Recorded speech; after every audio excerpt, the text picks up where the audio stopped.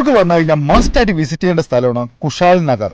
അവിടെ പ്രത്യേകിച്ച് എന്താ വെച്ച് കഴിഞ്ഞാൽ നല്ലൊരു മോണാസ്ട്രി ഉണ്ട് കേട്ടോ.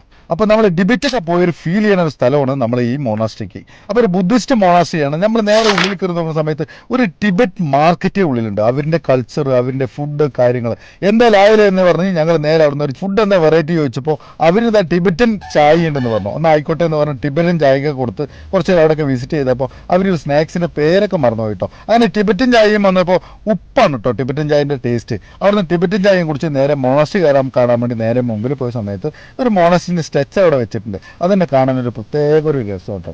അവിടെ നിന്ന് നേരെ ഞങ്ങൾ മോണാസ്ട്രിന്റെ ഉള്ളിൽ കയറാൻ വേണ്ടി ഉള്ളിൽ കയറി നോക്കുന്ന സമയത്ത് ബുദ്ധിസ്റ്റുകൾ ഒരുപാട് അവിടെ മെഡിറ്റേഷൻ ചെയ്തുകൊണ്ടിരിക്കുന്നുണ്ട്. കാണാനൊരു പ്രത്യേക ഒരു കാഴ്ചയാണ് കേട്ടോ. നമുക്ക് ശരിക്കും പറഞ്ഞ ഒരു ടിബറ്റൊക്കെ പോയ ഫീല്, നമ്മളൊക്കെ ഹിമാലയം മറ്റുള്ള ഭാഗങ്ങളിൽ പോകുന്ന മോണാസ്ട്രി കാണുന്ന സെയിം ഫീലും അതുപോലെ തന്നെ നല്ലൊരു ആംബിയൻസ് ആട്ടോ. നമുക്ക് ഒരുപാട് കാണാനുണ്ട്. എന്തായാലും നിങ്ങൾ ഒരിക്കലും മിസ് ചെയ്യാൻ പാടാത്തൊരു സ്ഥലമാണ് ഈ കുഷാൽ നഗർ.